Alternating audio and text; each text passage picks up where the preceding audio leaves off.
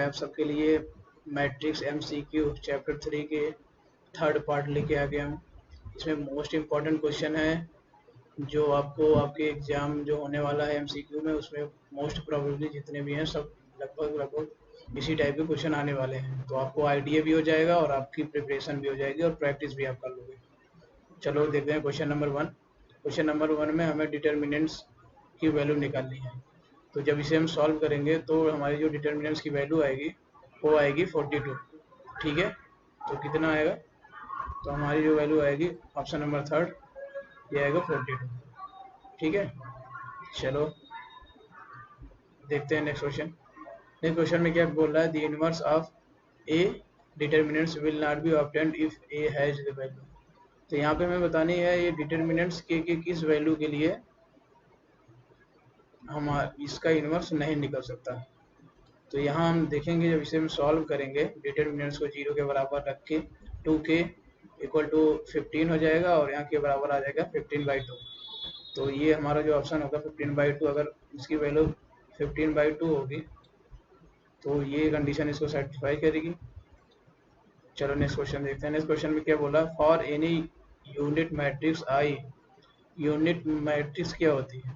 Unit matrix में हम देखते हैं, यूनिट मैट्रिक्स में आई की वैल्यू I² बराबर I होना चाहिए या I बराबर 0 होना चाहिए, डिटर्मिनेंट्स I बराबर 2 होना चाहिए, डिटर्मिनेंट्स I बराबर 5 होना चाहिए।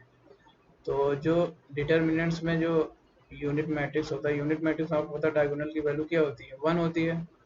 तो जो इसका ऑप्शन होगा, ये ऑप्शन नंबर पहला ही क्या होगा? सही होगा। ठीक है, तो चलो नेक्स्ट क्वेश्चन देखते हैं।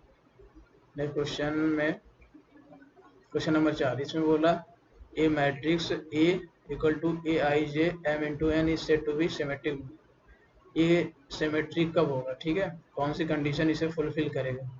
तो जब AIJ बराबर AJI होगा तब ये सिमेट्रिक होगा, क्योंकि ये कंडीशन इसे फुलफिल करती है।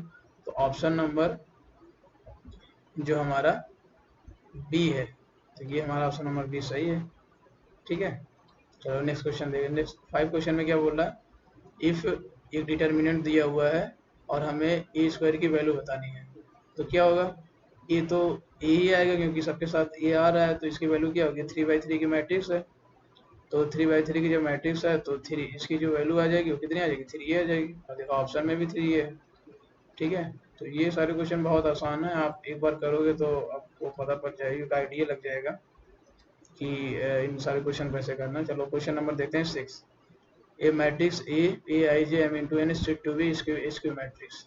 इसकी सिमेट्रिक मैट्रिक्स की कंडीशन क्या होती है? ठीक है, तो पिछली वाली पार्ट में जो सेकंड पार्ट है उसमें हमने डिस्कस कर लिया है, हमने बहुत सारी चीज़ें बताई है कि इसकी मैट्रिक्स कितना इंपॉर्टेंट है। तो इसमें क्या होगा? इसमें जो क्वेश्चन बी है, ऑप्शन नंबर बी है, AIJ बराबर क्या होगा? AJI के बराबर होगा। ठीक है, तो यही कंडीशन इसमें फुलफिल होगी और ये देखो आंसर में भी यही है। ठीक है, चलो क्वेश्चन नंबर 7 देखते हैं। AIJ M into square matrix कब होगा? स्क्वायर मैट्रिक्स कब होती है? जब वो मैट्रिक्स जितने बाई जितने, जैसे M इंटू N की है, जब M की वैल्यू N के बराबर होगी तभी स्क्वायर मैट्रिक्स होगी। तो ऑप्शन नंबर पहला, ऑप्शन नंबर 1 सही होगा, क्योंकि ये बोल रहा है कि M की वैल्यू क्या है?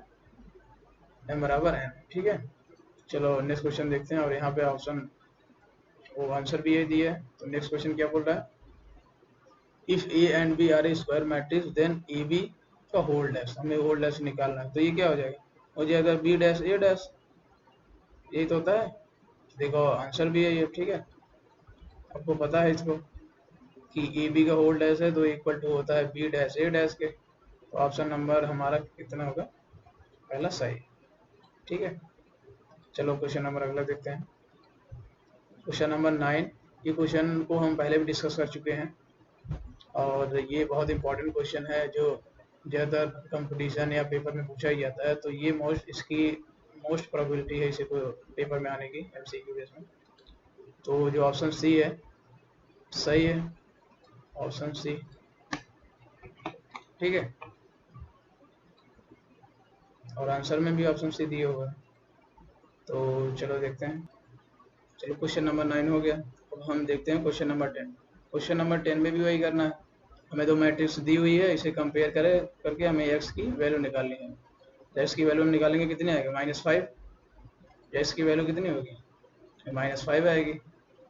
ठीक है, वैसे इसमें करना है, एक्स की वैल्यू निकालनी है डिटरमिनेंट्स के, तो 3x हो जाएगा, ये 8 का 3 से मल्टीप्लाई 24 होगा, और इसका ऑप्शन कितना आ जाएगा, ये आ जाएगा 8 आ जाएगा ना। अब चलो देखते हैं कि इसका आंसर क्या है, 8 आ रहा है कि कुछ और आ रहा है। तो आप देखोगे 8 ही आ रहा है। ठीक है, ऐसे क्वेश्चन नंबर 12 है। क्वेश्चन नंबर 12 में एक मैट्रिक्स ए दिया हुआ है और ए स्क्वायर में बताना है। तो हम देखते हैं कौन सा ऑप्शन, तो इसमें देखते हैं option number B. Option number B हमारा सही है। ठीक है, और दिया हुआ भी है ऑप्शन नंबर बी। चलो नेक्स्ट क्वेश्चन देखते हैं, question number 13। Let A be a non singular matrix of a order 2 into 2, then determinants A inverse. A inverse निकालना है, फिर उसका डिटर्मिनेंट्स। तो आपको पता है इस कंडीशन में 1 इनवर्स निकालने के लिए क्या होता है, A inverse equal to 1 upon determinants A का डिटर्मिनेंट्स। ठीक है, तो चल नेक्स्ट क्वेश्चन पे चलते हैं, और इस क्वेश्चन का के आंसर को हाईलाइट कर देते हैं, वरना आप कंफ्यूज हो जाओगे कि क्वेश्चन नंबर 14। क्वेश्चन नंबर 14 में क्या हुआ, एक मैट्रिक्स दिया हुआ है, हमें मैट्रिक्स का एडजॉइंट्स निकालना है। एडजॉइंट क्या होता है कि सेम मैट्रिक्स होगा, बट वो जो डायगोनल है, डायगोनल के लोअर और अपर को क्या कर दिया जाता है, चेंज कर दिया जाता है। ठीक है, तो आपको पता ही होगा ये, और वो भी साइन से, अगर प्लस है तो माइनस हो जाता है, माइनस है तो प्लस हो जाता है। ठीक है, चलो नेक्स्ट क्वेश्चन देखते हैं 15। क्वेश्चन नंबर 15 मैट्रिक्स ए और बी दिया है, तो इन दोनों को मल्टीप्लाई करना है। जब दोनों को मल्टीप्लाई करेंगे तो हमारा आ जाएगा ऑप्शन नंबर बी। ठीक है, ऑप्शन नंबर जो बी होगा ये हमारा आंसर होगा। ठीक है, और जो उसमें भी आंसर में भी दी हुई है। क्वेश्चन नंबर 16 एक मैट्रिक्स दी हुई है और हमें ए स्क्वायर की वैल्यू बतानी है। तो ये क्या होगा, यूनिट मैट्रिक्स होगा, ए होगा, एनएल मैट्रिक्स होगा। तो ऑप्शन जो दिया है ये यूनिट मैट्रिक्स होगा। ठीक है, यूनिट मैट्रिक्स मतलब जिसके डायगोनल्स की वैल्यू 1 हो और सारे एलिमेंट जितने क्या हो, 0। ठीक है, चलो देखते हैं क्वेश्चन नंबर 17। क्वेश्चन नंबर 17 में क्या बोल रहा है, क्वेश्चन नंबर 17 में दिया है ए बी, और हमें बोल रहा है कि ए स्क्वायर इक्वल टू बी, ये कंडीशन दी हुई है, और तो हमें अल्फा की वैल्यू बतानी है। तो हमें पहले तो ए स्क्वायर निकालना है, फिर उसको बी के बराबर रख के हमें कंपेयर करके वैल्यू निकालनी है। तो देखेंगे ऑप्शन नंबर जो डी होगा, we can't calculate the value of alpha. ठीक है, तो आप इसे सॉल्व करके देखना, और फिर आपको ये ऑप्शन मिलेगा कि इसमें से कोई वैल्यू नहीं आ रही, और डी वाला ऑप्शन सही होगा। Question question number 18। If A 1 2 3 4 then क्या हो सकता है, तो 4 1 4 ए क्या आ जाएगा, 1। तो देखेंगे कि इसमें ए इनवर्स एग्जिस्ट, इस मैट्रिक्स का मॉड ऑफ 0 नहीं होगा, ए इनवर्स एग्जिस्ट करेगा, A inverse does not exist, none of it. तो ऑप्शन नंबर बी जो होगा वो सही होगा हमारा। ठीक है, अब देखते हैं क्वेश्चन नंबर 19 में है ए 2x 5 ये and 6 - 2 7 3 then the value of x। इसमें भी वही करना है, हमें कंपेयर करके वैल्यू निकालना है। ठीक है,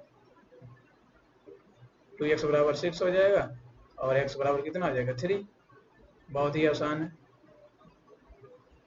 और यहाँ पे क्वेश्चन नंबर 20 दिया हुआ है, a बराबर 1 - 1 2 3 देन हमें इसका इन्वर्स निकालना है। इन्वर्स निकालेंगे तो क्या आएगा, और हम देखेंगे कि डिटर्मिनेंट्स की वैल्यू निकालने, 0 तो होगा नहीं, 3 और डिटर्मिनेंट्स 5 हो सकता है, तो ऑप्शन नंबर हमारा 1 सही होगा। ठीक है, ए इनवर्स बराबर 3/2 1/5 और -2।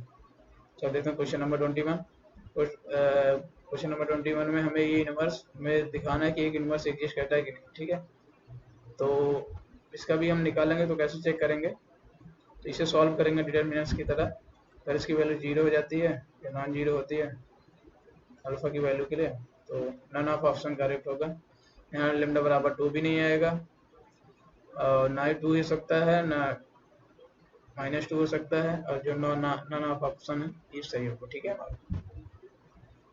क्वेश्चन नंबर 22 में देखेंगे अल्फा बीटा 2 अल्फा, तो ए क्यूब इसका स्क्वायर करेंगे, इसके बराबर रखेंगे, तो देखेंगे हमारा प्लस माइनस जो पहला ऑप्शन नंबर ए है वो सही होगा। Question 23, A square minus A plus 1 equal to 0, then the inverse of A. A का इनवर्स निकालेंगे और ए इनवर्स बराबर होता है 1 अपॉन डिटर्मिनेंट्स ए, और जब हम देखेंगे तो हमारा क्या आएगा, तो 1 माइनस आई माइनस ए। ये वाला क्वेश्चन हम पिछले सेकंड पार्ट में भी डिस्कस कर चुके हैं, ठीक है।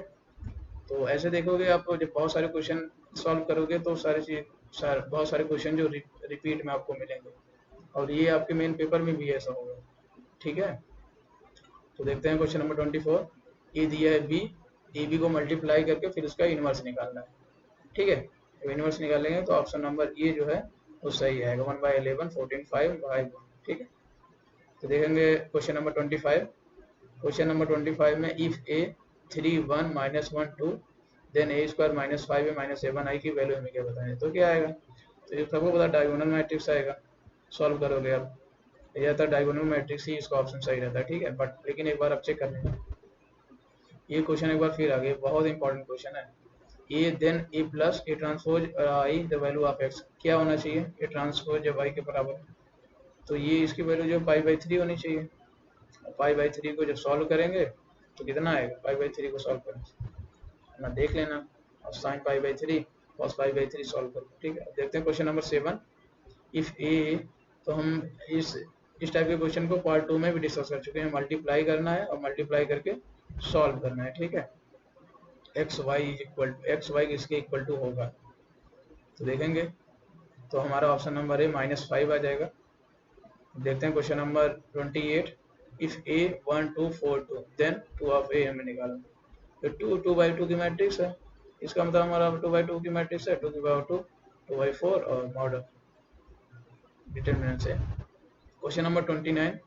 ए B C D then A square equal to, A square किसके बराबर होगा, जब ए स्क्वायर है दोनों का मल्टीप्लाई होगा तो ए स्क्वायर जो बराबर होगा क्या होगा, ये ऑप्शन नंबर बी हमारा सही होगा, B square minus plus B C, और ए बी मल्टीप्लाई करना चाहिए।